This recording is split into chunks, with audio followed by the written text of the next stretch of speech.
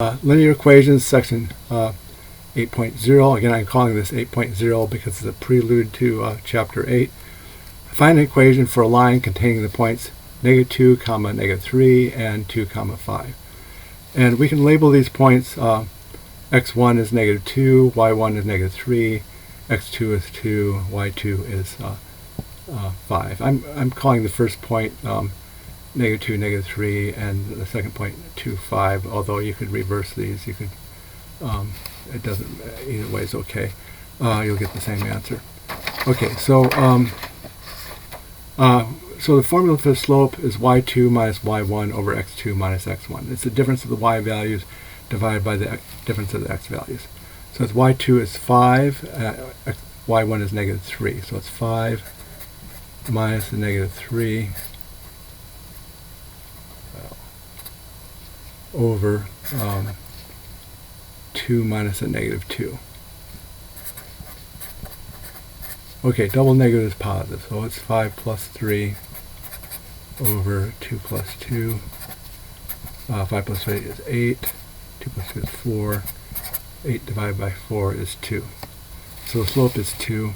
Sometimes it'll be convenient to write as a fraction, 2 over 1 or 8 over 4, but in this case I'll just write it as 2. And then we can use the point slope form to write the equation. So y and x and y are variables. Just copy those the way they are. y1 is -3, so it's y minus the -3 equals m, which is the slope. That's 2 parentheses x minus the -2. So that's the point slope form. Actually, there's more than one.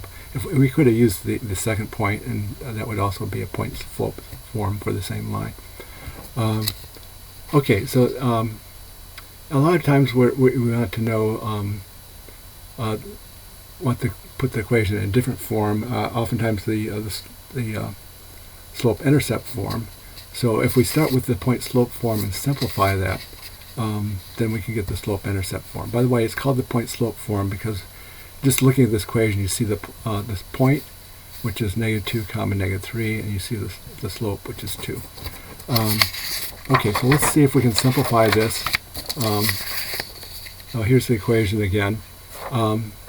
Double negative becomes positive, so we can write this as y plus 3 equals 2 parentheses x plus 2. And then we can distribute the 2, 2x plus 4, take away parentheses. And then if we subtract 3 from both sides to solve for y, we get y equals 2x plus 1.